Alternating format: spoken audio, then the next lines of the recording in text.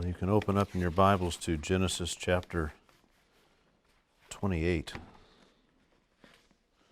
Genesis chapter 28. Well, it'll be a little easier going this time, but last time, you remember we split this section up into two. Last time we covered 3 chapters. This time we're trying to cover much more than that, so more than twice that amount. So, but the nature of the material allows us to do that. Scott, you was that? Okay, good.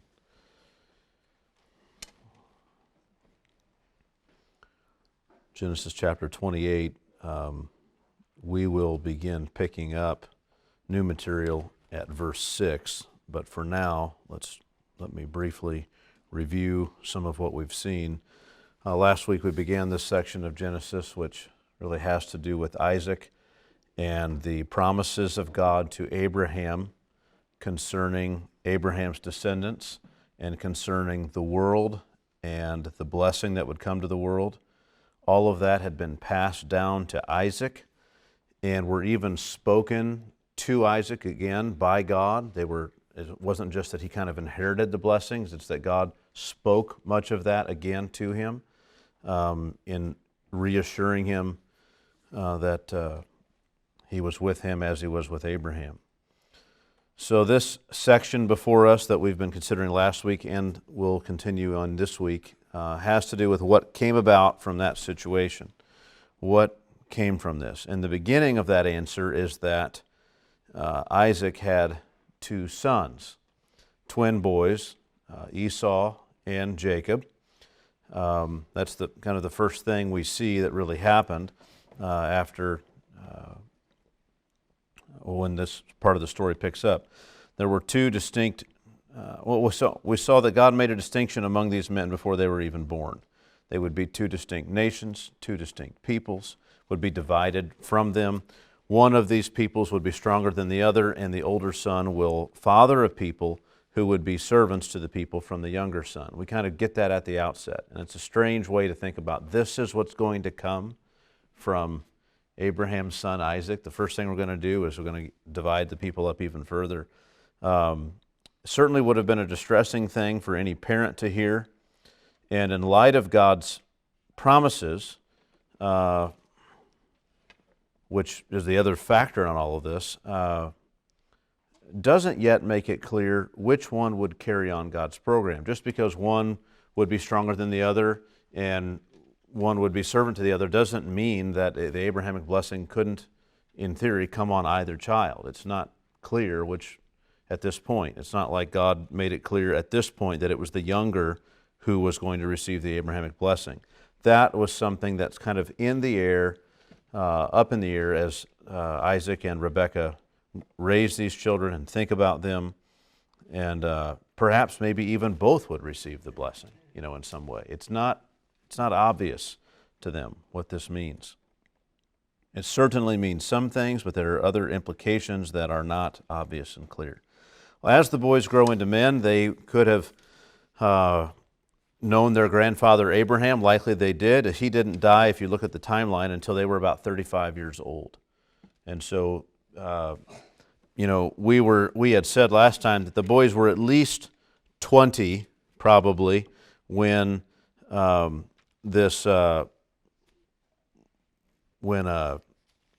Jacob steals the birthright from Esau. And we said that because it said at that point they were men. When they became men, one was out in the field, the other was more of a quiet man, dwelt in tents. And so the boys had grown into men and established themselves, and they're at least 20 years old.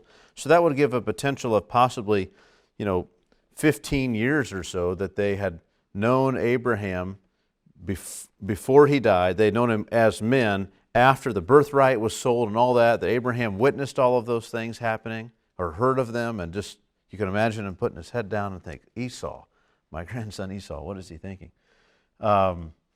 As these men kind of reveal themselves by the lives they live, reveal their character. But so it's very possible Abraham witnessed in some sense, all of that, in sense of getting word of it. They may well, probably, if they were at least 35 years old when Abraham had died, they probably spent some of their formative years seeing and witnessing and hearing about their grandfather Abraham sending his other children away with their mothers, with gifts to set them up for prosperity in the world. But those people were all sent away so that there was no possible conflict or confusion about what one son was to be counted the heir of this precious promise in the program that God had established in Abraham. They grew up in a home and in a family environment where this thing was prized. You know, why is grandfather sending away, his son? Well, because, let me tell you, God had said it was only that there was this great thing that he's doing in the world, and it was only to be given to Isaac, and none of his other children would have it, no matter how many there would end up being. It was just going to be this one boy. And you grow up in that context, you ought to, because everyone around you values this thing so much, you ought to just embrace some of that. It ought to just rub off on you, and you also value this thing greatly. And in that context, we see Esau selling his family birthright for a bowl of bean soup and some bread. And so it's staggering. He despised his birthright entirely. Then we see him marrying Canaanite women who joined him in his low esteem for the program of God, and bring with them their religion, their customs, their manners, and this makes life miserable for Isaac and Rebekah. In every way, it seems that Esau has turned his back upon what was good and godly in his heritage. His birthright also would have included both the double portion of the inheritance, but also the responsibility of carrying on the family name in society. And that name, that honor, he didn't see as valuable or as important. It was Esau's right, by birth, being the firstborn male, but it could be forfeited as a consequence of unworthy behavior, and certainly by selling it away. It was usually the most valued thing a son could have, but Esau despised this birthright. But despite all of that, Isaac still loves Esau. It's amazing. You could hardly act in a way that would bring greater insult to your father personally than by having this birthright, this tremendous blessing that's going to come to you. The family name, you will represent the family in society. You've got the family name, and then you also have all this great inheritance that's going to come your way, and you trade it away, and you don't care for it at all. You could hardly make a greater insult toward your father. But in spite of that, Isaac loves Esau because he says he eats of his game and of his food. What began as a genuine appreciation of Esau's ability as a hunter and a cook turned into more. Right, as these things tend to do, right? A parent shares one thing with a child and they really enjoy doing that thing, and then what happens is that thing, that affection and that common bond grows into other areas and can exclude other children because your bond with this one's so strong. And parents have to be on the lookout for that kind of thing, but it's exactly what happened here. He loved this boy, Esau, more than Jacob because, well, how it all started was he ate of his game and his food. They enjoyed that together. It was a point of connection and a bond between them. This whole thing, it twisted his relationship with Jacob, this matter of parental favoritism. Rebekah was likewise guilty. She saw all of this, so this favoritism between between Isaac and Esau, and she responds by favoring Jacob, the younger son. And so now she's going to take up for that one and make up for all the affection and the attention and the love that his father would not give him because he loved Esau instead. It seems that in his favoritism for Esau, Isaac was led to seek a way to bless his son Esau with some of what Esau had so foolishly traded away. Like the birthright's not his. The family name, the honor, the title, all those things are not his. His rights to those things which God had said were belonging to your family, he'd forfeited. And so he doesn't have a share in it. And so Isaac decides he's going to pronounce a blessing upon Esau in a secret ceremony rather than the usual public ceremony in order to secure for Esau without any objections, a prosperous life, prominence among the family, at least temporarily, and the protection of God. Esau might not value it, but I'm going to give it to him. He's going to have it. He wants to give him those things. But Rebekah gets word of this plan, this secret plan, and she also planned something herself secretly, to position her son Jacob to steal the blessing by taking advantage of Isaac's blindness. They found a way to succeed in this, and Jacob stole away this blessing from the mouth of his father Isaac and off the head of his brother Esau. It's an amazing thing. When his deceit was found out, when Isaac found out about the deceit of his son Jacob, he was shaken and moved. It seems to have immediately made him realize that despite all of the scheming going on in his family concerning these blessings, despite that, God's purpose for his sons was in fact coming true, couldn't be undone, and shouldn't be undone now. And so he refuses the pleas of his son Esau to change his mind and to give him a blessing or to change anything. He just says, nope, I've blessed him and he will be blessed. I've got nothing left for you. Esau, in his complaining about this, insists on receiving some sort of a blessing, and he receives sort of an anti-blessing. It's a staggering thing. God had declared from before his birth that Jacob and his brother Esau would be at odds between one another, that there would be real and decisive division between them, resulting in separate, unequal, and warring nations, and that Jacob and his nation would be stronger and would rule over Esau and his nation. All of that was declared by God. But what was not stated with clarity was what that meant, as I said, for the Abrahamic blessing. Which son should get that blessing? This was something for Isaac and Rebekah to discover and discern in time. It was not something that Jacob could have known until that blessing of Abraham. It's not something that Jacob could have known, Jacob and Esau. Jacob could not have known until the blessing of Abraham was pronounced upon him. Now, he had not lived at this point a worthy life. He had not lived as profligate a life as his brother Esau, but his life is little better than Esau's. He's an example, if I were to look at Jacob's life so far, he's an example of what is to be avoided, what we should shun, right? Just as you kids have learned, right? You should shun the life he was living. Don't be like Jacob, not at all. If you had to choose one of these sons as a more likely candidate to follow God and to live for God, you would ask for a third choice. You wouldn't pick either of them, right? Now, as Christians, we glory in conversions and seeing some wicked man turn to God. And so we might say, how about both? Right? We have a different perspective. We'd say, well, Esau's this wicked man who has no interest. He's thrown away every advantage he's ever had. He's totally just out on his own, living it up among the pagans. That seems like a good candidate to become a Christian. Like we want that. We're all for that. Or how about Jacob? He's done nothing but a liar and a deceiver. He's burned every bridge he has. His family, part of his family, now his brother's out to kill him.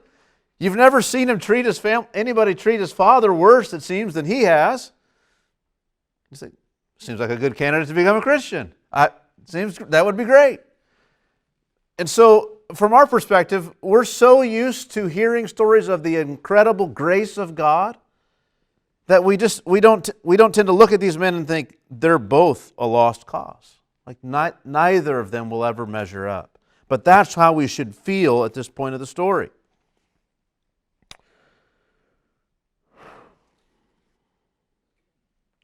Each had lived their life apart from God in their own ways.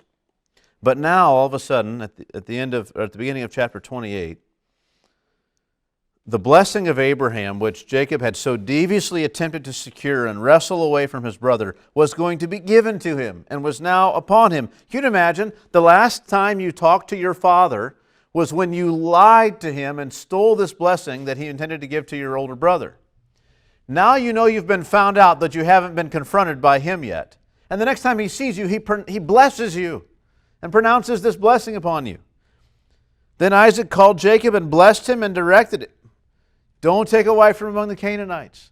Go over there. This is what you're supposed to do. And may the blessings of Abraham be upon you. It's incredible. Isaac knew the blessings were to belong to Jacob. How he knew it, we see something of the men's character, the character of these boys and the men that they become. And somehow he knew the blessing was for Isaac. Esau was never going to be the one. Now that the blessing of Abraham has been pronounced upon him and given to him, the only problem is that he was in no way prepared to carry this responsibility or to represent God's purposes in the world.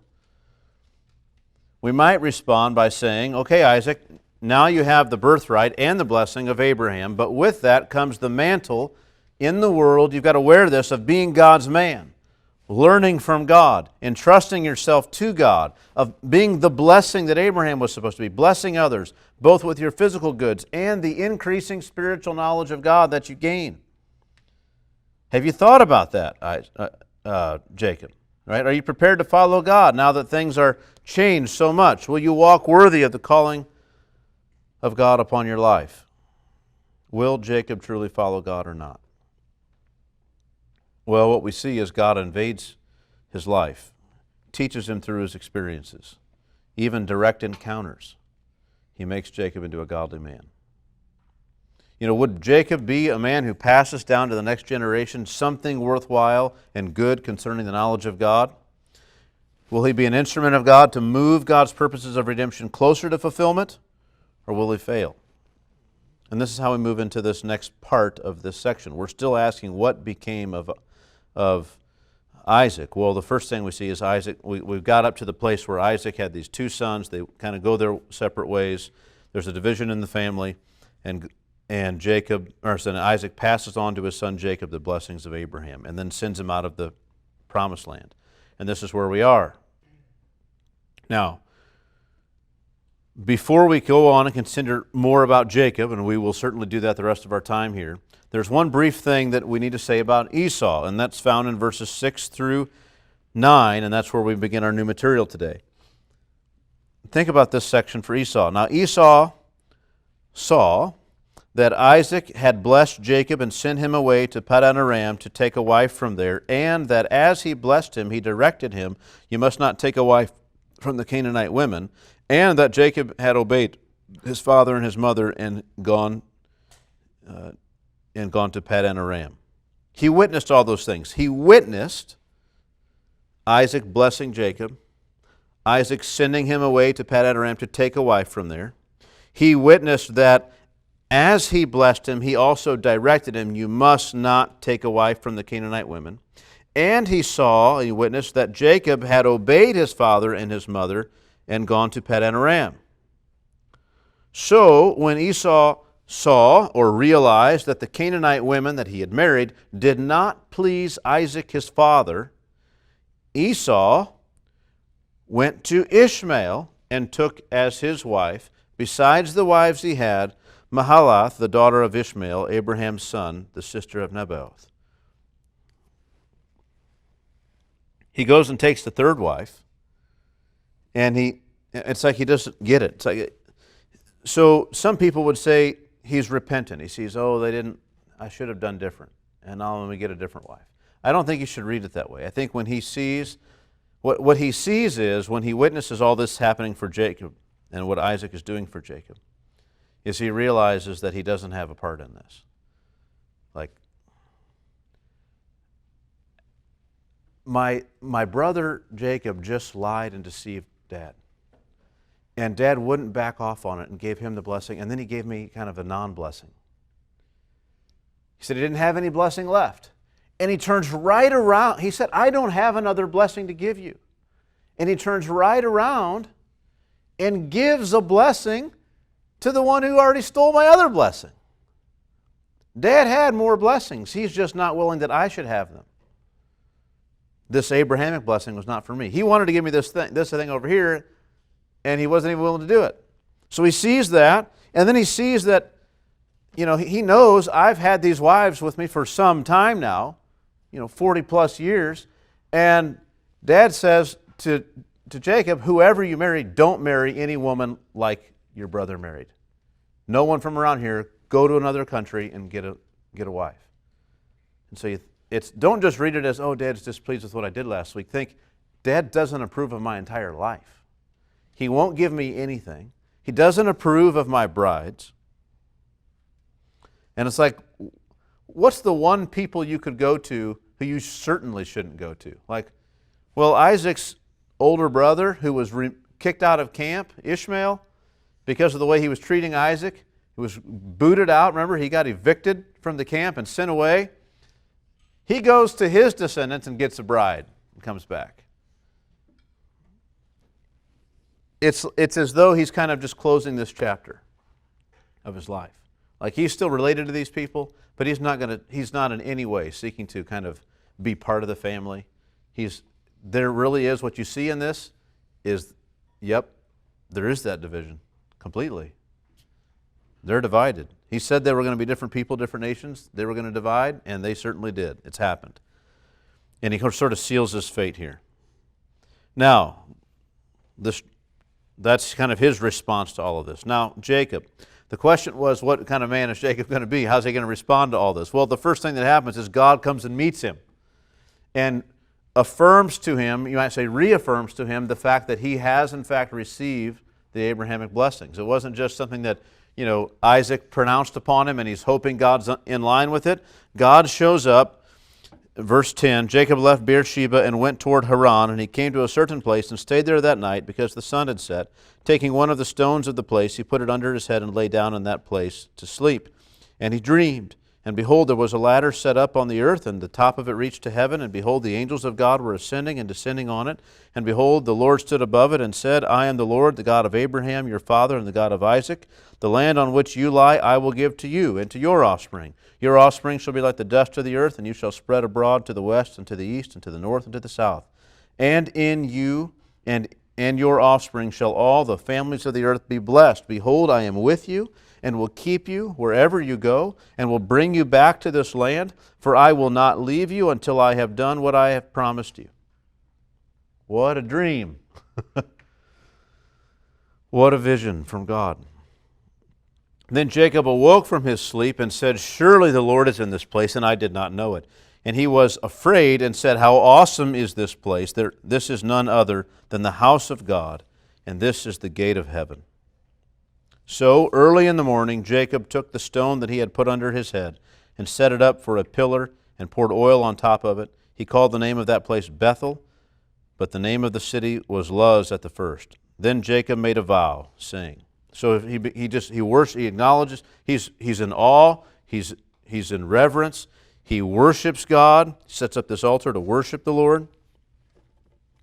And then what do we see? Well, what we see is he is committed. He kind of puts God to a test here in a sense, but he's also committing to God. Verse 20, it's a vow he makes. Then Jacob made a vow, saying, If God will be with me, and will keep me in this way that I go, and will give me bread to eat and clothing to wear, so that I come again to my father's house in peace, then the Lord shall be my God, and this stone which I have set up for a pillar shall be God's house, and of all that you give me I will give a full tenth to you. So he says, look, I'm leaving. God meets him and says, I'll be with you, makes him all these promises. And he realizes that this is in fact God. This is the God who showed up to Abraham, protected him, taught him, did all these things in his life, and also the same thing for his father Isaac. And he says, okay, God, if you will do that, then when I come back here, I will serve you and honor you, and I'll worship you here. I'll give a tenth to you at this very place. I'll honor you. I'll love you. I'll fall in line with everything you're saying I need to do. In one sense, it's amazing that he didn't say, okay, right now I'll do those things. But he acknowledges it's God, he worships him, but he makes a vow saying, all right, God, if you've promised me these things, and if you'll do that, then I will in fact live for you. And this is where we are. So now, coming into this next couple chapters, the question is, will God do those things? And will Jacob serve him? This is the question. So the next few chapters is kind of, okay, let's see how God holds up to his end of the bargain. And in the process, Jacob will be learning some things about God. And then when he gets back here, then the question is, okay, now how and then is Jacob going to honor God and serve God? This is the question. So, chapter 29. I said when we had covered this chapter before, one of the things I kept saying about Laban was that it's like Jacob meets his match with Laban. As deceiving and conniving as Jacob had been, Laban seems to outdo him. Partly he outdoes him because of the power structure there, like he has all the cards, Laban does, and so he can kind of force the issue and he's also the local. And so, if Jacob were to complain, I mean, who are you going to complain to? All my friends and buddies? Like, you don't have any authority here, right? It's not somewhere. It's not somewhere that Jacob can find a jury of 12 of his peers. He can find 12 of Laban's peers, but not any of his own, right? So this is the kind of the situation. He's just cast on the mercy of Laban, but more importantly, he's cast on the mercy of God, and that's what we see here. Despite everything being twisted and put against him, because God was with him in the midst of it all, he succeeds again and again. So then Jacob, chapter 29, verse 1, Jacob went on his journey and came to the land of the people of the east. Now, I know this was to the land of where his family lived, but they describe it as though he's a foreigner there, right? He comes to the land of the people of the east. It's not his home. And as he looked, he saw a well in the field, and behold, 3 flocks of sheep lying beside it. For out of that well the flocks were watered. The stone on the well's mouth was large, and when all the flocks were gathered there, the shepherds would roll the stone from the mouth of the well and water the sheep and put the stone back in its place over the mouth of the well. You're out in the arid climate, rain has come in, and it's all been, you've made sure that the stone was out of the way when the rain came in, and you dug this well. All the water comes in there and fills up. But you'll have wild animals get in there and drink it. Something may get in there and die. You want to keep it clean. Or it may just evaporate. So you take a big stone and you seal it up. And we leave it sealed. It must be dry enough that we leave it sealed all the time. The only time we open it up is when all of the area shepherds all come together at a certain time. So even Asian cultures do sometimes keep time. They got to be there at the same time. They got to wait around. And once they're all there, they open it up, they feed all the animals, or give all the animals the water they need, and seal it back up and go on their way. That's kind of how it worked. That's what they describe. Verse 4, Jacob said to them, "My brothers, where do you come from?" And they said, "We are from Haran, which is in the land of Paddan Aram, which is the specific place where Laban was from." He said to them, "Do you know Laban, the son of Nahor?" And they said, "We know him." He said to them, "Is it well with him?" And they said, "It is well. Look, Rachel, his daughter, is coming with the sheep." He said, "Behold, it's still high day. It's not time for the livestock to be gathered together." Like, this isn't when this is normally done. He said, "Behold, it is still high day. It is not time for the livestock to be gathered together. Water the sheep and go pasture them." He's like, "Look, it's not time to bring them all together. Hurry up, just water what you've got and then go." He wants to be alone to talk with her. But they said, "Well, we can't. Not until all the flocks are gathered together and the stone is rolled from the mouth of the well, then we water the sheep. All right, then we go on our way." While he was still speaking with them, Rachel came with her father's sheep, for she was a shepherdess.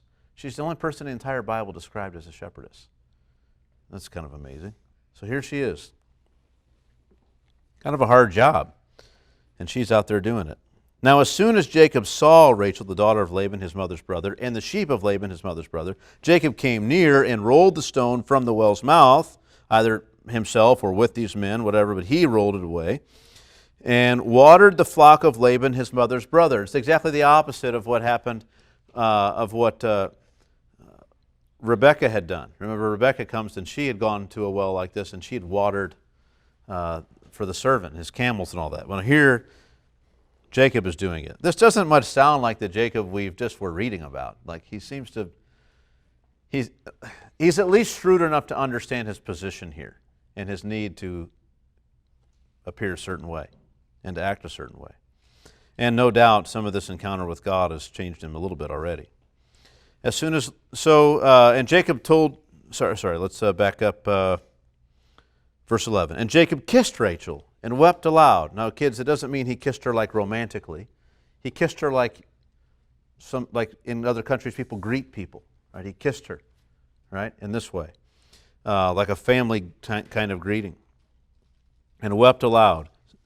And Jacob told Rachel that he was her father's kinsman and that he was Rebekah's son, and she ran and told her father. As soon as Laban heard the news about Jacob, his sister's son, he ran to meet him and embraced him and kissed him and brought him to his house. Jacob told Laban all these things. Now you can bet all these things were not what he just had pulled with his dad and his brother. He didn't tell him those things, like, how did you end up here? Well, I'm kind of running for my life. I'm sure he told him instead, well, I'm here to seek a wife. My father sent me on this way and gave me the blessing of his father, and here I am, and I'm looking for a bride, right? And so this is the way it would have been. So, and then all the way that God had, and surely he told him some of the accounts that we've read about, some of the ways that God had protected and provided for Abraham and for Isaac. Surely he would have told him some of those things. And Laban said to him, surely you are my bone and my flesh. And he stayed with him a month. You are my bone and my flesh. Sounds similar, doesn't it, to something we heard Adam say? Bone of my bone and flesh of my flesh. He's saying, surely you belong. Surely you've come home, my son. Come, stay with us. And he stays with him for a month. And then Laban says to Jacob, because you are my kinsman, should you therefore serve me for nothing? Right? You shouldn't just work for me for free just because you're my kinsman. Tell me, what shall your wages be? Now Laban had 2 daughters, right? Before he tells you what his wages should be, he said, now wait a minute, understand, Laban has 2 daughters. The name of the older was Leah, and the name of the younger was Rachel.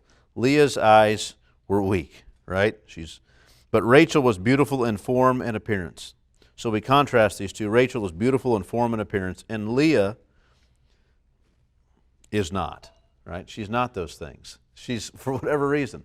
And so whatever this means, we've talked about what it may mean. Her eyes were weak. We've talked about that at, different times. But so certainly one's desirable and one's not, at least physically. Jacob loved Rachel. That's the one he first met. That's the shepherdess. That's this woman who was beautiful in form and appearance. And he said, I will serve you for 7 years for your younger daughter Rachel. And Laban said, well, it's better that I give her to you than that I should give her to any other man. Yeah, stay with me. So Jacob served 7 years for Rachel, and they seemed to him but a few days because of the love he had for her. Right? And that's that, every woman's heart just melts when they hear that. Oh, just a few days. Anyway, moving on, right? So then Jacob said to Laban, give me my wife that I may go into her, for my time is completed. He's counting down the days, right? He says, now look, it's time. I'm not waiting anymore. And Laban made him wait the full 7 years. So Laban gathered together all the people of the place and made a feast. Now imagine this feast, because you're sure Jacob is there. And it's like, my daughter's getting married. And it's like, does he not identify which daughter? Like, does he? And like Rachel's just like, yes, I'm so excited today. And then she's not. It seems like the custom here was that sometime in the evening, the father would go, and the way he gave the woman away was he went and actually got her from the tent and walked her to the man's tent, and there's your bride. Something like that. So after all the festival and the feast is done, Laban grabs knowingly the wrong daughter and sends Leah in there. And you can imagine Leah's surprise. It's like, what do you mean? It's like, what was she lied to by Laban? Oh no, trust me, this is fine. This is what we worked out. I thought it was Rachel. I thought he was Rachel. No, it's we'll take care of that. Don't worry about it. But you're going to go down. It's bizarre. And we can't imagine it in our culture because we kind of tend to just leave the children up to do the matchmaking. But that was not that way there. It was something done kind of in an official capacity with contracts and everything else all set out ahead of time. And so, unfortunately, Jacob didn't realize that he was dealing with someone who, when he had the only set of the contract, would change the contract. Kind of essentially is what happened. And so here is Laban, and he does this. So Laban gathered together all the people of the place and made a feast, but in the evening he took his daughter Leah and brought her to Jacob, and he went into her. Now Laban gave his female servant Zilpah to his daughter Leah to be her servant. And in the morning, behold, it was Leah. And Jacob said to Laban, "What is this you have done to me? Did I not serve with you for Rachel?" And notice how specific he was earlier. Verse 18, Jacob loved Rachel, and he said, "I will serve you 7 years for your younger daughter, Rachel." He even spells it out, your younger daughter. Laban's objection here is, and Laban said, "It is not so done in our country to give the younger before the firstborn." It's like, yes, but when we spoke about this deal, I said, your younger daughter. Your younger daughter.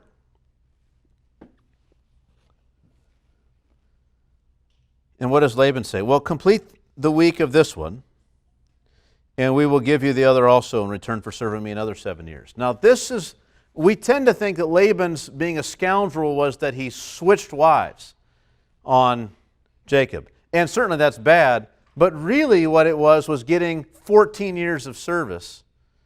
Like, Rachel was the kind of woman, beautiful in form and appearance, hard worker, she's a shepherdess, like everything is desirable about Rachel. You can get 7 years labor for her, but you ain't getting 7 years for Leah. But that scoundrel, figured out a way to get 7 years for both women.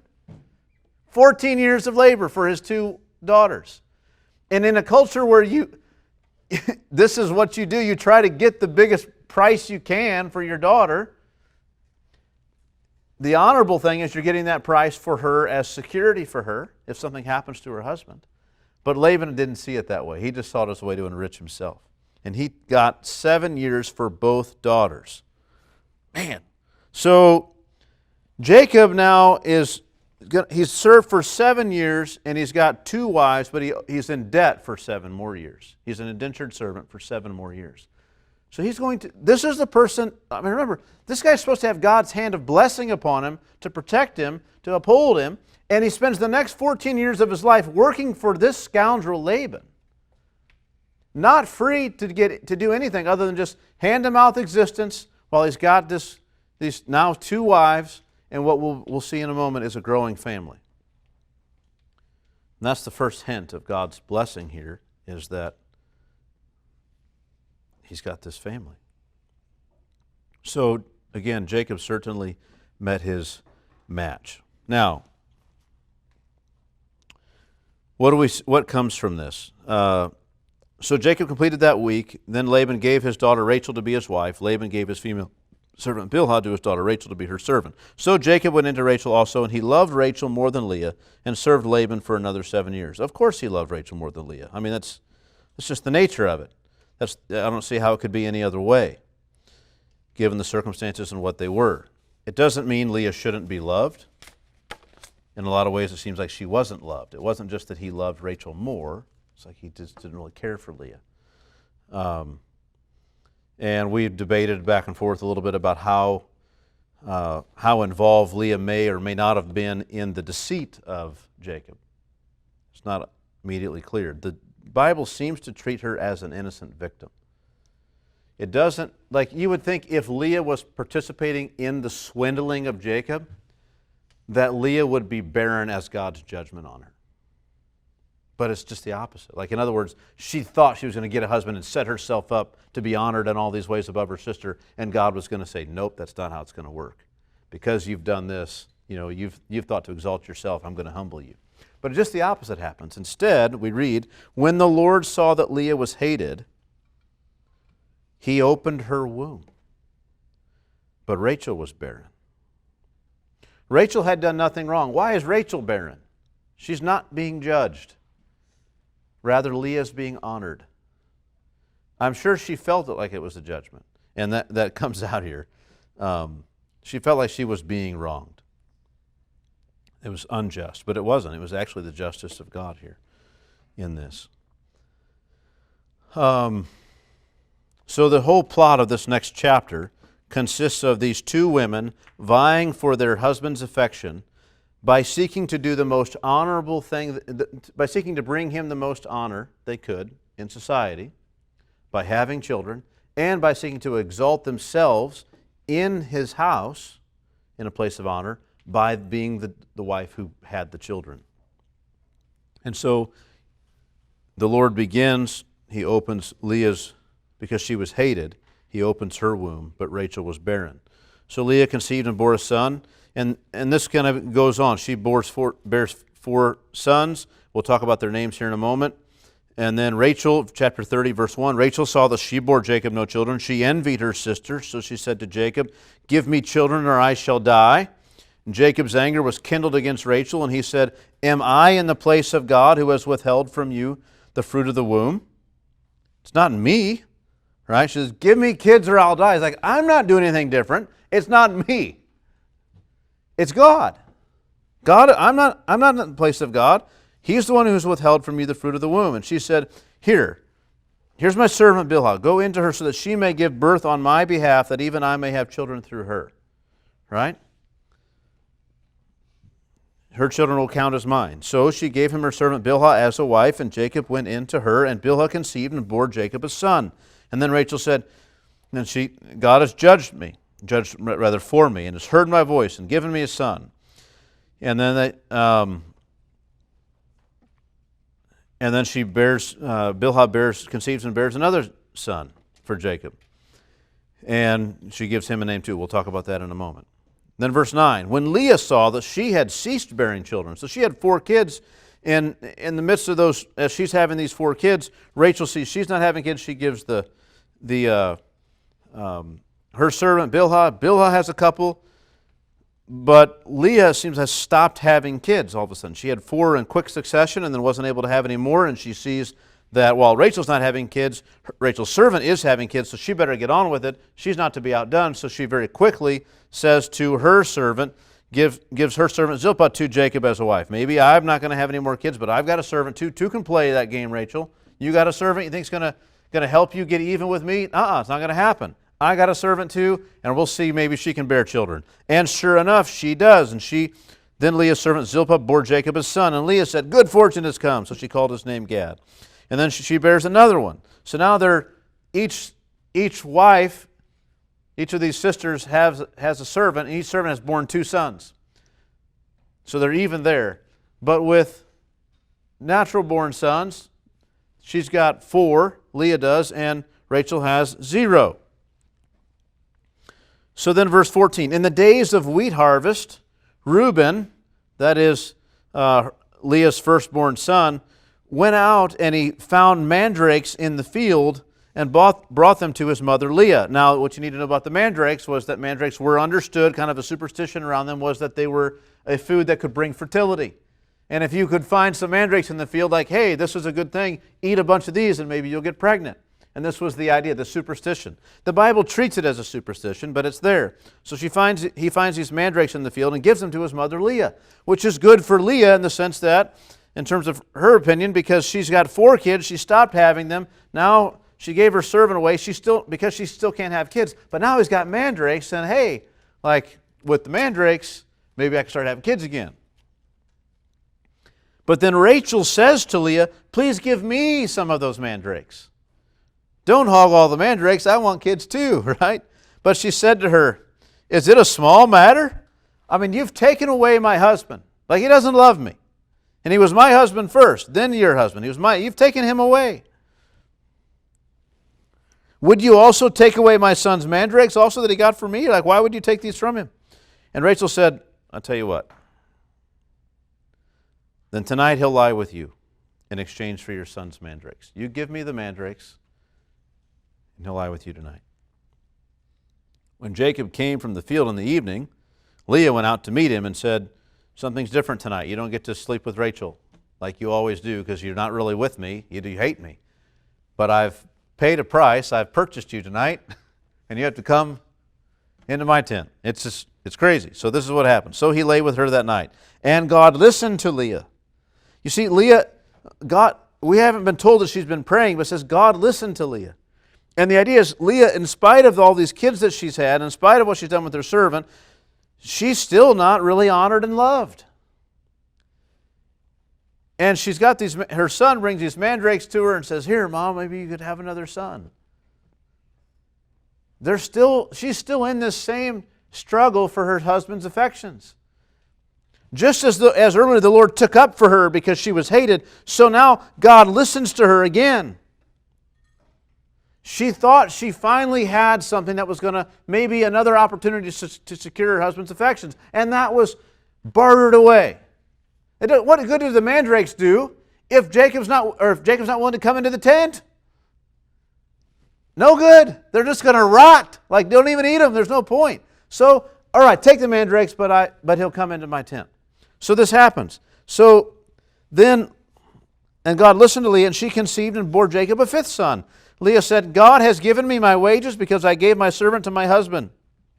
So she called his name Issachar. And Leah conceived again, and she bore Jacob a sixth son. Verse 21, afterwards she bore a daughter and called her name Dinah. And then God remembered Rachel, and God listened to her and opened her womb. And she conceived and bore a son and said, God has taken away my reproach. And she called his name Joseph, saying, may the Lord add to me another son. So, what a thing. God's character in all of this. He acts in ways that are good and just and merciful and wise according to his timing. In justice, he blesses the oppressed and the despised as he opens Leah's womb. Names him Reuben. See, a son. The Lord sees my affliction. Then she names her next son Simeon. The Lord hears my pain. The next one she names Levi. I hope my husband will attach himself to me. Maybe now I'll finally get his affection. He'll consecrate himself to me. And not then. Then she names her next son Judah. Now I'll praise God. Now I'll praise God. And she begins just to look to the Lord. Then in grace, God blesses this family in spite of their wrong and misguided efforts and how just totally misguided all this is. We've got one servant having a child and they name him Dan, meaning God's judged for me. God's on my side and not your side, which was wrong. And then the next one, Naphtali. This whole wrestling match we're in between me and my sister. I'm winning the match. I'm wrestling it away from her. What a crazy thing to name your kid. Like, with this child I wrestle back my husband's affections. It's like, that's your name? That's the history behind how you were named? Yes. And then, like thumbing her nose at Rachel, it seems that Leah, when her servant has kids, she names them Gad and Asher, means good fortune and happiness. Like, you may try, but I've got the good fortune, and we're the ones that are happy over here on this side of the camp. And it's just crazy. And then in justice, God works in ways that subvert superstition and subvert jealousy and envy. Leah again has two sons. Issachar, meaning wages are higher, like I paid for him. It's the only way I could get a child, and God gave me my wages, right? I paid out the mandrakes to have him, and I've got him, and God honored it. And then Zebulun, now finally with 6 sons, now maybe my husband will honor me. These are the names of the 12 tribes of Israel. And then Dinah, a daughter, a 7th child, one for every year that he served for her. That's pretty productive. If you had to serve for 7 years to get this woman, and she provided you with 7 children and 7 more years, this is amazing. So think about it, every one of those 7 years that Jacob was serving for Rachel, years 8, 9, 10, 11, 12, 13, 14, those second set of 7 years, every one of those years, they were born in quicker succession than this, but she had a child for every 7 years, every one of those years. The one he had before, he didn't have to get Rachel. He could have had 7 kids as it was. It's amazing. Well, so then in compassion, God blesses Rachel by removing this long-standing reproach she had experienced. She had come into this marriage with every advantage, every grace, and then these things were taken from her. And now that she's had to be humbled for some period of time, now God comes and blesses her. And she names him Joseph, meaning taken away. God's taken this away from me. This reproach, I pray that he not just take the reproach away from me, but he add to me even more blessings by more sons.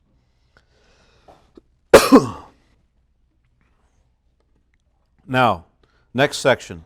So all this is happening. Can you imagine being Jacob in this? I mean, like, what the household would be like, what camp is, with these 4 women having children, and they're all kind of at odds and vying for your affection and paying for your services and everything else. It's like, this is bizarre. Like they're hiring you out for stud in your own house. This is so strange. But this is what's happening to him. There's just conflict continually.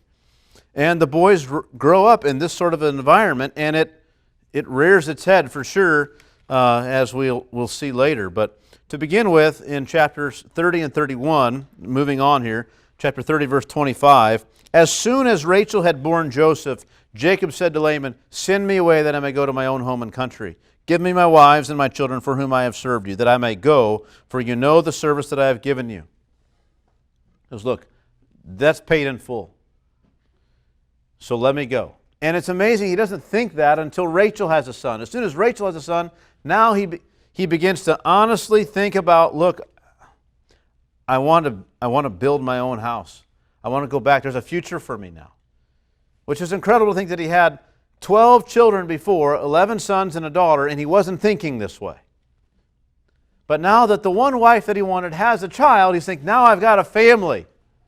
And it's like, well, what about all the others? Well, they're kind of family. It's kind of what his thinking is. It's incredible. But now he begins to think in earnest, let me go back to my home. I can come back to my own country now. But Laban said to him, if I have found favor in your sight, I have learned by divination that the Lord has blessed me because of you. So as I've gone and sought the local, pagan deities and stuff, it's been made clear to me that the only reason things are going so well for me, and they're going marvelously, thank you, is because of you. And so, because of that, name your wages, and I'll give it. Like I owe you everything. And Jacob said to him, and this is shrewd on him, you yourself know how I have served you and how your livestock has fared with me, for you had little before I came, and it has increased abundantly, and the Lord has blessed you wherever I turn. But now, when shall I provide for my own household also? And he said, what shall I give you? Jacob said, you shall not give me anything. Here's the deal. If you'll just do this one thing, I'm not asking for you to take what's yours. What I'm asking is this. I will again pasture your flock and keep it. I'll take care of everything. Let me pass through all your flock today, removing from it every speckled and spotted sheep, that is the least desirable sheep, and every black lamb, and the spotted and speckled among the goats, they shall be my wages. So my honesty will answer for me later, when you come to look into my wages with you. Every animal that is not speckled and spotted among the goats and black among the lambs, if found with me, shall be counted stolen. Laban said, good. Let it be as you've said. So he said, so the idea is, okay, look, you can have all these over here. We'll count them all out, and you can have those. They're the least desirable anyway, and that's your wages. And when we come back, what did he say later, when he comes back later and looks, anything that's not spotted and speckled or black will be counted as stolen. He's going to have to give it back. But that day, Laban, what did he do, this scoundrel? He removed the male goats that were striped and spotted and all the female goats that were speckled and spotted, every one that had white on it, and every lamb that just had some white on it, right? And then every lamb that was black, and put them in charge of his sons. So he takes all the males. So you've got female, animals that are spotted and speckled and black or whatever like that, and you've got males. And Laban goes in and takes all the male ones that are that way and just takes them away and says, you don't get any of those though. You only get these females. Now, what agricultural ideas were in his head about livestock and the way they produced that made him think that this would work, that you wouldn't, changing his wages on them, then he wouldn't produce all these things. They would be produced as white instead of spotted and speckled, and they wouldn't be black, and so they would actually count for Laban. Well, it's not the only odd agricultural practice in this chapter. So then for Jacob, for his side, he's thinking, okay, that scoundrel, he's going to treat me like that. What can be done? I don't know. I heard this old guy one time tell me that this worked for him, and so we're going to try it. And so what does he do? He takes fresh sticks of poplar and almond and plane trees, and he takes them, they've got the bark on them, and he peels some of the bark, stripes of bark off of them so that they have white streaks in them, exposing the white of the sticks. And he sets the sticks that he peels in front of the flocks in the trough, so they go down there to eat and to drink, and he puts these sticks out there, and the idea is it's evening time, they'll come in, they'll eat, and they're all gathered together, and then when they mate, they are seeing spotted and striped and speckled, and so they'll produce spotted, striped, and speckled. This is before genetics were known, right? So it's like, this is like the dumbest idea ever. But you could imagine something like this happening. Some farmer trying to figure out how to avoid spotted and speckled, right? And you've got spotted and speckled sheep, and not knowing dominant and recessive traits and things like this, and sometimes they go and they mate, and it's not spotted or speckled at all. It's all white. It's wonderful. And then the next time those same two, you'd think those same two animals would produce the same thing. And they mate again, and now this one's spotted and speckled. Well, what was different? Well, every time I've ever had that happen, I'm not sure, but I think every time that happened, we were over here, and those rocks are all different colors, and this is just plain colored sand. It's all even. I bet that's what's going on. It's this kind of a weird thing. So this is what happens. And Jacob separates the lambs and sets the faces of the flocks toward the striped and all the black and the flock of Laban. Anyway, he works all this out. And then he also made sure whenever the strongest animals of the flocks were breeding, he would make sure that they had sticks in front of them, make for sure before their eyes they might breed among the sticks. But for the feebler of the flock, he would not lay them there. Let the weak ones, they could breed however they wanted. They can beat Laban's. It doesn't matter to him. Thus the man increased greatly and had large flocks, female servants and male servants, and camels and donkeys. So it worked. And you're thinking, is the Bible telling me this is how this should go? And it's not. It tells us in the next chapter, God appears to him and says, look, I'm the reason this is working. You understand that? Now, we could look at it and say, well, genetically, it must have been reasons for why this was happening. And there would be, but of which part of this male is going to produce this next child, this next goat? It's not, God is very much involved in what happens here. And I'll just leave it at that with the kids here. So, okay, so this is what happens. In chapter 31, Jacob heard that the sons of Laban were saying, this is going on for a while. We find out it goes on for 6 years. Jacob has taken all that was our father's, and from what was our father's, he's gained all his wealth. So at the beginning of the arrangement, Dad had all kinds of prosperity. Now we know it was because of Jacob, but it doesn't matter. It's our dad's. It belonged to him. And Dad gave him some of the livestock, and from that livestock has come this massive amount of wealth. And they see that and think, that should be ours. We're Laban's sons. That should all belong to us. This isn't right. And they're getting upset. And Jacob saw that Laban also did not regard him with the same favor as before. 6 years of this going on, and Laban's not too happy. We find out later that Laban had constantly been changing his wages. So we say it's going to be, these are the lambs it's going to be, and these are the goats it's going to be. These ones with these markings are going to belong to you. And then things don't turn out, and he switches it again, and he keeps changing it on him. But God keeps blessing. So what does Jacob do? Verse 3. The Lord said to Jacob, return to the land of your fathers and to your kindred, and I will be with you. Your time here is over. It's time to go. So Jacob sent and called Rachel and Leah into the field where his flock was, and said to them, I see that your father does not regard me with favor as he did before, but the God of my father has been with me. You know that I have served your father with all my strength, yet your father has cheated me and changed my wages 10 times. But God did not permit him to harm me. If he said the spotted shall be your wages, then all the flock bore spotted. And if he said the striped shall be your wages, then all the flock bore striped. Thus God has taken away the livestock of your father and given them to me. In the breeding season of the flock, I lifted up my eyes, and he's telling them what happened. I lifted up my eyes and saw in a dream that the goats that mated with the flock were striped, spotted, and mottled. Then the angel of God said to me in the dream, Jacob. And I said, here I am. And he said, lift up your eyes and see, all the goats that mate with the flock are striped, spotted, and mottled, for I have seen all that Laban is doing to you. I am the God of Bethel, where you anointed a pillar and made a vow to me. Now arise, go out from this land and return to the land of your kindred. Then Rachel and Leah answered and said to him. So God gives him this vision and says, look, in the dream he's saying, look, listen, however Laban makes it work, I'm going to make it work out such that they're going to produce the way I want them to. And I'm the one who's been doing this for you. So Rachel and Leah answered and said to him, is there any portion or inheritance left to us in our father's house? Like, you served him for 14 years. And for 14 years, that was kind of the dowry that you paid and all the bride price. And what my father's house, which was nothing before, became a massive amount of wealth, right? And all kinds of livestock and servants and everything else. He's prospered greatly. All of that is the inheritance, really, that should be to us if something were to happen to you. But the reality is what's happened. This is amazing. There's nothing left there. Are we not regarded by him as foreigners? He treats us as foreigners. We don't have access to any of it. Much of it has been, as we've already read, has been taken from him and given to you already, as God giving it to you. And then what's left over there is all our brothers are going to take it because he treats us as foreigners. For he has sold us for this, and has indeed, he's also devoured our money. Even a lot of what he could have just held on to, he's spent.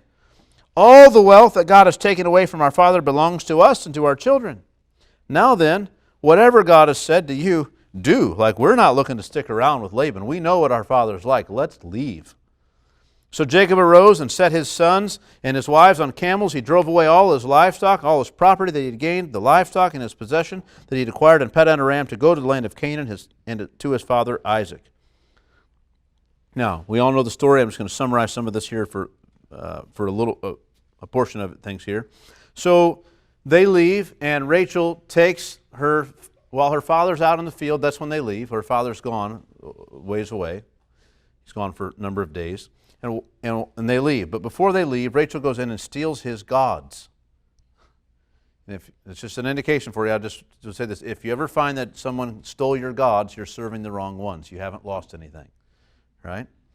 And this is the reality. So she stole his gods. So he gets back from the field, or he gets word that they've left. He comes back, and likely, as he's packing everything up before he leaves, he goes to get the blessing of his gods on his trip, and they're stolen. And he finds they're gone. And so anyway, he sets out with a bunch of men with him, and they, for 7 days, follow hard after him, and they catch him. But before they catch him, God comes to Laban, verse 24, to Laban the Aramean in a dream by night and said to him, be careful not to say anything to Jacob, either good or bad. Like, don't tell him about his future. Don't threaten him. Don't tell him what's going to happen to him. Nothing. He's my man. You don't get to speak to him in this way. And so Laban does overtake Jacob. And here they are. And Laban confronts him. What have you done? You've tricked me. You've driven away my daughters like captives of the sword. You've taken them like some marauder would. You fled secretly. You tricked me. You didn't tell me. I would have sent you away with myrrh and songs. We would have celebrated. Like, all that's not true. Laban wouldn't have done any of that. But this is what he says. Because it's, with tambourine and lyre, why did you not permit me to kiss my sons and my daughters farewell? Now you've done foolishly. It's in my power to do you harm, but the God of your father spoke to me last night, saying, be careful not to say anything to Jacob, either good or bad. And now you have gone away because you long greatly for your father's house. But why did you steal my gods? So it's crazy because he didn't leave because he longed for his father's house. He left because it says in chapter 31, verse 1, Jacob heard that the sons of Laban were saying, Jacob has taken away all that was our father's, and from what was our father's he has gained all his wealth. And Jacob saw that Laban did not regard him with favor as before. And then the Lord said, yeah, you should just leave. It wasn't like, oh, I just want to go home so bad, I'm so homesick. No, it was rather, things have turned here, and this isn't good for us anymore. We need to get out of here. And God said, yeah, you're right. You do need to leave. Go home. And so here Laban is saying, oh, man, we would have had such a great party for you and everything. And now, since you just miss your dad's home so much, that's why you've left. It's like, no, you treated me so badly, that's why I've left. Well, so he accuses them about taking these gods, and Jacob denies it and says, look, anybody who's got these idols, these gods, if you find them in their tent, they won't live. And Jacob didn't know that Rachel had the gods. Well, all of this happens. Laban doesn't find them. Rachel successfully hides them, and she lies to her father about things. And this is what happens. And then Jacob declares his innocence. Verse 36, Jacob became angry and berated Laban. Jacob said to Laban, what is my offense? What is my sin that you have hotly pursued me? For you have felt through all my goods. What have you found of all your household goods. Set it here before my kinsmen and your kinsmen, that they may decide between us two. These 20 years I've been with you, your ewes and your female goats have not miscarried, and I have not eaten the rams of your flocks. What was torn by wild beasts I did not bring to you, I bore the loss of it myself. From my hand you required it, whether stolen by day or stolen by night. There I was, by day the heat consumed me, and the cold by night, and my sleep fled from my eyes. These 20 years I've been in your house. I served you 14 years for your 2 daughters and 6 years for your flock, and you have changed my wages 10 times. If the God of my father, the God of Abraham, and the fear of Isaac had not been on my side, surely now you would have sent me away empty-handed. God saw my affliction and the labor of my hands and rebuked you last night. What a rebuke. Then Laban answered and said to Jacob, the daughters are my daughters, the children are my children, the flocks are my flocks, and all that you see is mine. But what can I do this day? For these my daughters, or for their children whom they have borne. Come now, let us make a covenant, you and I. So it's amazing. Laban seeks to recast all this as a gift. He took all these things from him that were his wages. He's rebuked, and then Laban says, look, the daughters are all mine, sons are mine, children are my children, all the flocks are mine, everything's mine. Jacob, none of it's yours, which is a lie. He says, but what, being an honorable man that I am, what can I do for them, for my children? Well, I'll give them these things. It's like, well, it's not a gift. We're going to call it a gift now. It's amazing. Come now, let us make a covenant, you and I, and let it be a witness between you and me. So Jacob took a stone and set it up as a pillar, and Jacob said to his kinsmen, gather stones, and they took stones and made a heap, and they ate there by the heap. Laban called it, and he gives it a name, and Jacob calls it Galeed. Laban said, this heap is a witness between you and me today. Therefore he named it Galeed and Mizpah, for he said, the Lord watched between you and me when we are out of one another's sights. If you oppress my daughters, or if you take wives besides my daughters, although no one is with us to see, God is witness between you and me. Then Laban said to Jacob, see this heap and the pillar, which I have set between you and me. This heap is a witness, and the pillar is a witness, that I will not pass over this heap to you, and you will not pass over this heap and this pillar to me to do harm. The God of Abraham and the God of Nahor, the God of their father, judge between us. So Jacob swore by the fear of his father Isaac, and Jacob offered a sacrifice in the hill country and called his kinsmen to eat bread, and they ate bread and spent the night in the hill country. Early in the morning Laban arose and kissed his grandchildren and his daughters and blessed them. Then Laban departed and returned home. So God got him out of this mess and brought him safely back. And he's on his way back now. So here he comes. And what happens then, Jacob said, well, if you bring me back to the land, I will serve you and honor you. So now Jacob is on the precipice of the promised land, and he got out of one problem, but now he's like, wait a minute, Esau. Yep, Laban was bad, but now Esau. What about Esau? And so he goes on his way, and the angels of God meet him. And the word there is not just kind of said, hey, how's it going? They didn't come alongside. Rather, they met him with force. And when Jacob saw them, he said, this is God's camp. So he called the name of that place Mahanaim. And Jacob, then what did he do? He stopped his journey, and instead he sent messengers before him to Esau, his brother, in the land of Seir, the country of Edom, instructing them, and they have a message for Esau. Now, my assumption, and it is an assumption, it's not, you don't have to share it with me, is that these angels came and confronted him. He's trying to sneak through and get back into the promised land, avoiding Esau if possible, because he knows where to send these men. He knows roughly where Esau's gone. And he's trying to sneak in, and these angels confront him, and it's like, no, you have unfinished business. You can't just come into the land without dealing with Esau. And so he stops, and he sends people to Esau. And he's terrified of what's going to happen. So he sends them there. Thus say to my lord Esau, thus says your servant Jacob, I have sojourned with Laban and stayed until now. I have oxen, donkeys, flocks, male servants, female servants. I have sent to tell my lord in order that I may find favor in your sight. So before I come back, I want you to know I'm coming back, and I'm just letting you know I'm here. I'm hoping you'll welcome me back. And the messengers returned to Jacob, saying, we came to your brother Esau, and he's coming to meet you with 400 men with him. And then Jacob was greatly afraid and distressed, as anyone should be. He divided the people who were with him and the flocks and herds and camels into 2 camps. And he's thinking, the first thing he does, let's divide up, split everybody up. If Esau comes to the one camp and attacks it, then the other one, while he's attacking it, could escape with their lives. And then Jacob prays to God. O God of my father Abraham, God of my father Isaac, O Lord, who said to me. So the prayer is something like this. Look, he attaches himself first to this lineage. The God of Abraham, the God of Isaac, and now my God. You said, come back here.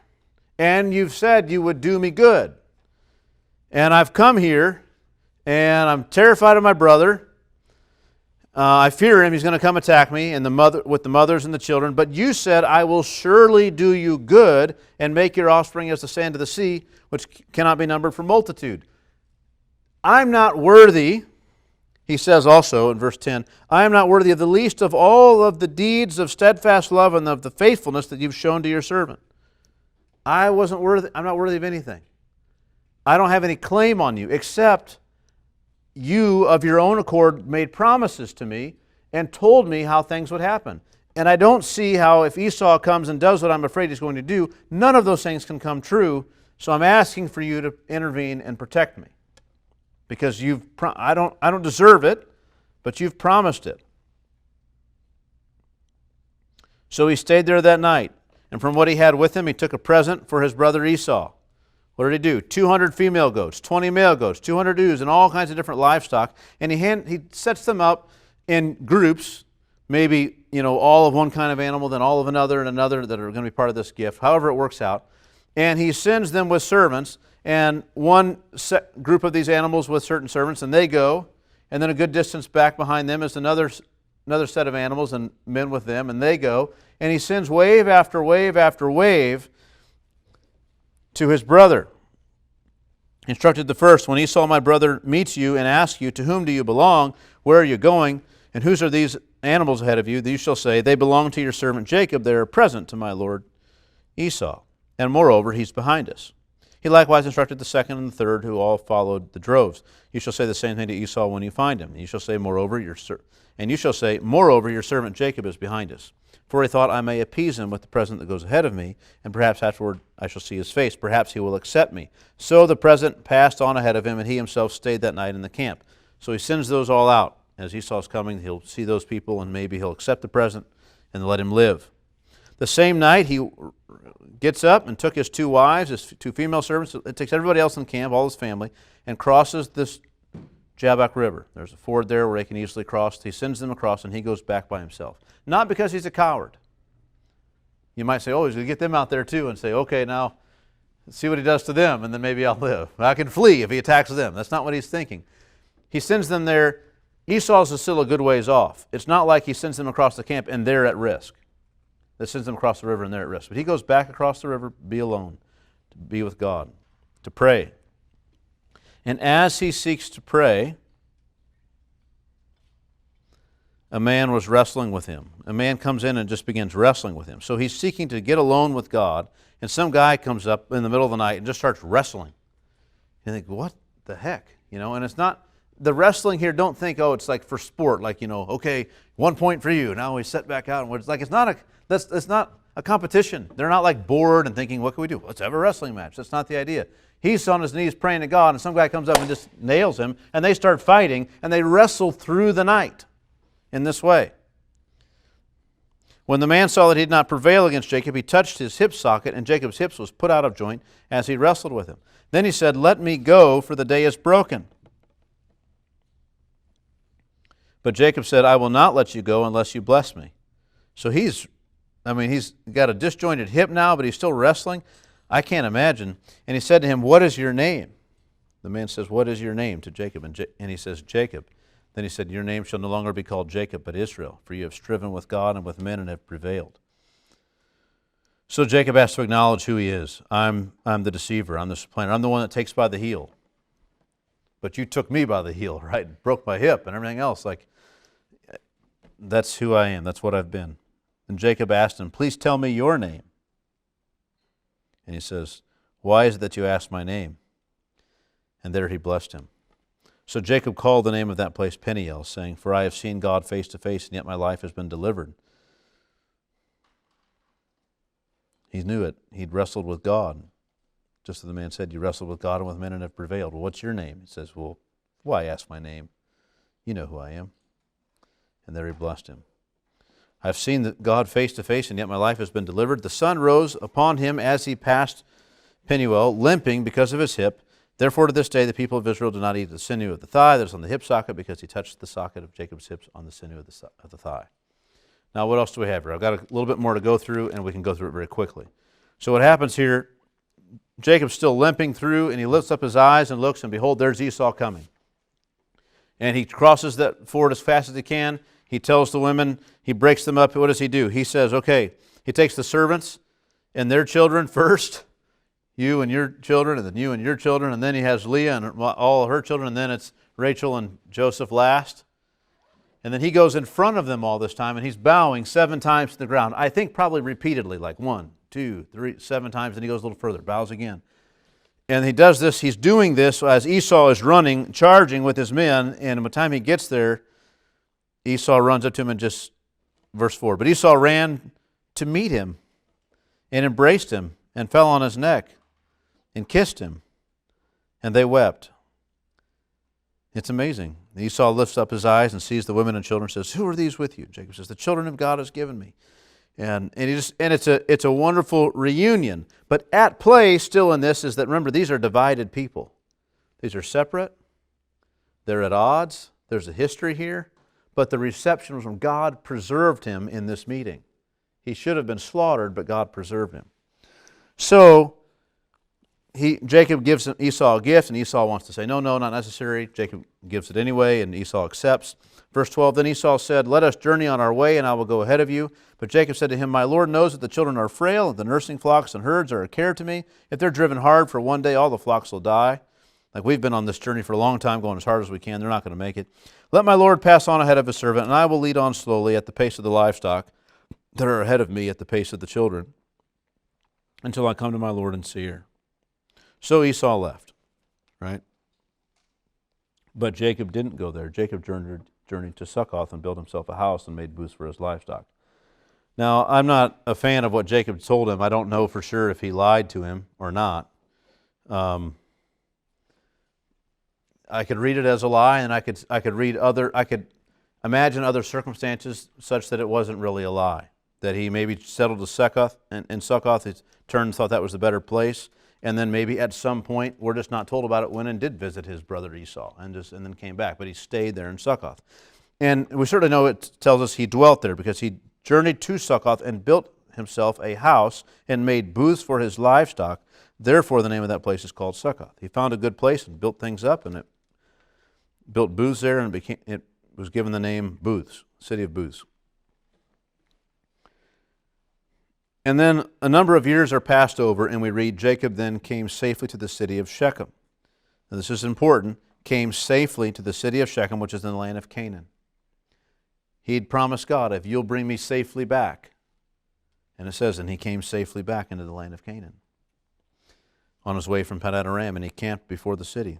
And from the sons of Hamor, Shechem's father, he bought for 100 pieces of money the piece of land on which he pitched his tent. That's the one thing his father and grandfather before him couldn't hardly do, buy any land. And here he is able to buy land. Therefore he erected an altar and called it Elohe Israel. Now, what happens? The next chapter. His daughter, Dinah, has grown up by now. She's not old, but she's 12, 13 years old. And she's kind of age in that culture where she could be married away. She could be thought of as a possible bride. This was the way it was. And she goes into the city to be seen and to see, right? She wants to check it out. And this happens over time. Now, one of the times she's there, this man, now it's called the city of Shechem, but at that time there was simply a boy named Shechem who lived there. And the son of Hamor the Hivite, he was the prince of the land. He saw her, and he seized her and lay with her and humiliated her. Now, we won't go into all this, but it's something like, we could just call it something like date rape, right? Where this is the kind of the situation. And so he's in love with this woman. He can't control himself with her. She resists him at some point, but it's to no effect. Now, Jacob hears about it. He speaks tenderly to this woman. He loves her in some sense, and he tells his dad, get this girl for me for my wife. Jacob hears what has happened to his daughter, but he holds his tongue until his sons come in from the field. And when they're told, they get very angry because of what's happened to their sister. Hamor shows up to try to arrange the marriage and says, look, my son really likes your daughter. And I know things didn't, I know you might be concerned about the way she was treated, but trust me, he's genuine in his affection for her. He may have done wrong, but he loves her. And if you'll allow this marriage to happen, then things will go well for you in the land. We'll be aligned, and you guys can trade and do business and not have any resistance. And so Shechem also is kind of seeking this out. And whatever the bride price you want, well, I'll pay anything at all. It doesn't matter. He says, I'll do it. Just give me the young woman to be my wife. So the sons of Jacob answer him and his father deceitfully, and they lie to them. And they say, well, look, we have this mark of circumcision where we belong to God, and it wouldn't be good for us to, how could we let our sister go to a man who doesn't bear that mark? You need to also have this mark of circumcision, you and all the men in your town, right? And then we could let this happen. We'll do business with you guys, and we'll align ourselves with you. And so Shechem comes in. They must have a whole lot of clout and pull with the city. Of course, his father is kind of king of the area because he's the prince. The town bears his name. But he comes in, and they persuade all the men to be circumcised. And they all do it, and they're circumcised. And on the third day, it says, verse 25, when they were sore, third day after the circumcision, 2 of the sons of Jacob, Simeon and Levi, Dinah's brothers, took their swords and came against the city while it felt secure and killed all the males. They killed Hamor and his son Shechem with the sword and took Dinah out of Shechem's house and went away. The sons of Jacob came upon the slain and plundered the city because they had defiled their sister. They took their flocks and their herds, their donkeys, and whatever was in the city and in the field. All their wealth, all their little ones, their children, all their wives, all that was in the houses, they captured and plundered. You should read this and not think, way to get them. You should think, this is awful. How could they do this? It is not justice. This is gross revenge. And then Jacob said to Simeon and Levi, you have brought trouble on me by making me stink to the inhabitants of the land, the Canaanites and the Perizzites. My numbers are few. There's just a few of us. And if they gather themselves against me and attack me, I shall be destroyed, both I and my household. But they said, should he treat our sister like a prostitute? He rebukes them, and they kind of go back to him and defend themselves. I mean, no, he shouldn't treat your sister like a prostitute. Should you slaughter whole cities? No, these things aren't equal. They're both terrible, but they're not equal. It's not eye for an eye in any way. And then God said to Jacob, arise, go up to Bethel and dwell there. Make an altar there to the God who appeared to you when you fled from your brother Esau. Remember, Jacob, you said you were going to come back to this place. It's been a number of years now. You've been back in the promised land, and you've still not come here. And things aren't going well. Come back to me, seek me, remember while you're here, and let's get on with this program. So Jacob said to his household and to all who were with him, put away. Now, to his household, maybe he's discovered now that Rachel did have those false gods with her. But certainly all this city, the people of Shechem that were just captured, he speaks this. He says to his household and to all who are with him, put away the foreign gods that are among you and purify yourselves and change your garments. You see, put away the foreign gods among you. He could speak to Rachel and all these other people. But purify yourselves and change your garments. That's a speech to his sons, at least to them. Purify yourselves and change your garments. Then let us arise and go up to Bethel so that I may make there an altar to the God who answers me in the day of my distress and has been with me wherever I've gone. So they gave to Jacob all the foreign gods that they had and the rings that were in their ears, and Jacob hid them under the terebinth tree that was near Shechem. Right? And then God grants him while he journeys. He knows all these towns are going to hate him and going to attack him. God puts a terror upon them that they're terrified of him. He gets to Luz, that is to Bethel, which is in the land of Canaan. And there he builds this altar. And God appeared to him again and reminds him of the name change. God said to him, your name is, verse 10, your name is Jacob, no longer shall you be called Jacob, but Israel shall be your name. So he called his name Israel. And God said to him, I am God Almighty. Be fruitful and multiply. A nation and a company of nations shall come from you, and kings shall come from your own body. The land that I gave to Abraham and to Isaac, I will give to you, and I will give the land to your offspring after you. Then God went up from him in the place where he had spoken with him, and Jacob set up a pillar in the place where he had spoken with him, a pillar of stone. He poured out a drink offering on it and poured oil on it. So Jacob called the name of the place where God had spoken with him Bethel. They journeyed from Bethel on to Mamre, and while they're there, Rachel delivers and dies in her childbirth and is buried along the way. And you're left with then 12 sons, a daughter, and they're at Mamre, the same place where Abraham and Isaac had sojourned. It's kind of come full circle. So now we're back at the same place. Abraham and Isaac are gone. Jacob's here with his 12 sons, one wife, 2 concubine wives. They've had a rocky road, but they've gotten here. God's been with them all the way, and they're ready and prepared to serve God. And it seems like there's a bit of a division in that Jacob himself is kind of trying to serve God, and his sons are not really on the program. But this is where we are. They're back in the same place. Isaac dies, breathes his last. Esau and Jacob buries him. Now, that last bit about Isaac dying is not chronologically told. He doesn't die for some years later in terms of other events that we read.